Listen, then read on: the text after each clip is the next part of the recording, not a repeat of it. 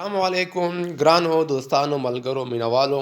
دا د یو ځل بیا خاطر شوم د یوې نوي یونټ سره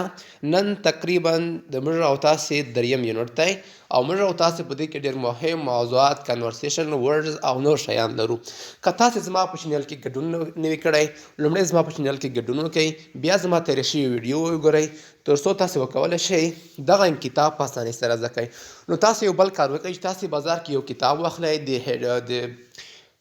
د انټرچینس سټارټر په نوم کتاب چې دا تقریبا 6 کتابونه دي انشاءالله موږ به ټول دغه ویایو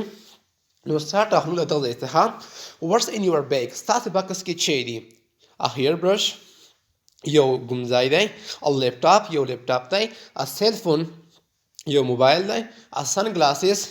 د المر عینکې دي او والټ یوه بټوه ده ا کیز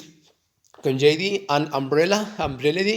یعنې چدري ده a camera ده check the things in your bag وای تاسې هغه شیانو ته چیک ولګوئ چې ستاسې بکس کې دي what other things are in your bag کوم نور شیان ستاسو بکس کې موجود دي هغه نومونه ورکئ نو لاندې راځو کلاس روم objects ده complete this sentences وای تاسې دغه جملې بشپړې کړئ with a په a or an په ان سره نو آرټیکل موږ تاسو باید یو شي ته اشاره وکړو چې وی یوز ا بیفور کانسونینټ موږ د ا توری د کانسونینټ څخه مخکې استعمالوو وی یوز ان پلس واویل ساوند او موږ بیا ان د هغه کلماتو سره استعمالوو چې هغه کلمات په واویل سره شروع شوي وي فار ایگزامپل لاندې مثالونو ته وګورئ this is a book دغه یو کتاب دی نو بوک چې کوم دی دا په کانسونینټ سره پیل شوی دی نو موږ ا استعمالوو this is an eraser دغه یو پنسل پاک دی نو اریسر ته چې تاسو وګورئ لومړی توری په واویل سره پیل شوی نو موږ تاسې ان استعمالوو this is an English book دغه یو د انګلیسي کتاب دی this is a marker دا یو مارکر دی this is a notebook دغه یوه کتابچه ده this is a clock دغه یو ساعت دی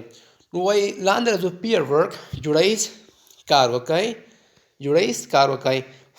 find and spell this thing in your classroom وای تاسې دغه شیان پیدا کړئ او خپل سیم کې ولیکئ یعنې تاسې په خپل سیم کې دغه شیان پیدا کړئ او ویې لیکئ فار ایگزامپل موږ تاسې دلته ویایو بورډ خو تاسې پیژنئ که نه چې تختې ته وایي او بوک بیگ د کتابونو بکسه چیر چوکي ډیسک میز ډکشنري ډور دروازه ایریسر پنسل پاک میپ نقشه نوټ بک کتابچه پن قلم پنسل ټیبل میز وال دیوال او ویسٹ باسکټ کثافت دنی وینډو کړکۍ فار ایگزامپل this is a bird دغه یوه تخته ده موږ ولې استعمال کړه ایم ځکه استعمال کړه چې لومړی توری په کانسونینټ سره پیل دی بل ته راځو this is eraser موږ ولې استعمال کړو ځکه چې ان eraser ځکه چې ان مې ځکه استعمال کړو چې هغه توری هغه کلمات هغه ورډز په واویل سره پیل شوی فار ایگزامپل how do you spell board تاسې بورډ څنګه لیکئ how do you spell board ته سپیل یعنې دغه بورډ څنګه لیکئ یا how do you spell chair تاسې چوکي څنګه لیکئ نو تاسې هم دا ډول ورته تمرین اجرا کړئ تر څو وکولی شئ په اسانۍ سره انګلیسي زده کړئ دا هم ډېر ښکلی کتاب دی او تاسې هڅه وکړئ چې بار دغه شیان د ځار سره